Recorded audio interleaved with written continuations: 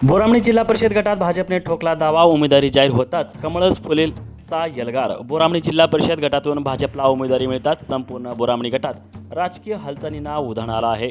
या गटात यंदा कमळच फुलेल असा स्पष्ट इशारा देत भाजपच्या नेते आणि कार्यकर्त्यांनी विजयाचा यलगार पुकारला आहे। उमेदवारी जाहीर होताच भाजप कार्यकर्त्यांनी जोरदार घोषणाबाजी करत शक्ती प्रदर्शन केलं। बोरामणी परिसरात भाजपमय झाल्याचे चित्र पाहायला मिळत आहे। भाजपचे केदार विभूते यावेळी ठाम शब्दात सांगितले की बोरामणी गटातील जनता आता बदलासाठी सज्ज आहे। विकासाच्या नावाखाली फसवणुकीला थारा देणार नाही, काम आमचं मत आमचंच असा विश्वास कार्यकर्त्यांनी व्यक्त केला। शेतकरी, युवक व महिलांसाठी केलेले विकासात्मक कामे ही भाजपची खरी ताकद असल्याचा दावा करण्यात आला। दरम्यान भाजपच्या उमेदवारीमुळे बोरामणी गटात निवडणूक पूर्णपणे तापली असून आता ही लढत प्रतिष्ठेची बनली आहे। येत्या निवडणुकीत बोरामणी गटात कमळच फुलणार असा आत्मविश्वास भाजपकडून व्यक्त केला जात आहे।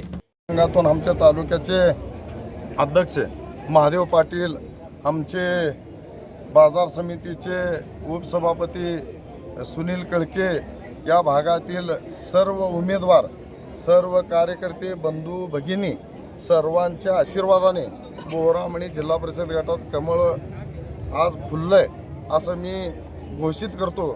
आणि आमचे उमेदवार आज जे एबी फॉर्म आलंय ते आमचे जिल्हाध्यक्ष डिक्लेअर करतील, परंतु एबी फॉर्म जे आहे कमळ फूल, कमळ चिन्ह या माध्यमातून आपल्याला पुढे जायचं आहे आणि आपल्याला पुढच्या काळामध्ये विकासाच्या माध्यमातून विकास काय असतं हे दाखवण्याचं काम आमचे आमदार सचिनदादा कल्याण शेट्टींनी केले। भारतीय जनता पक्षाचा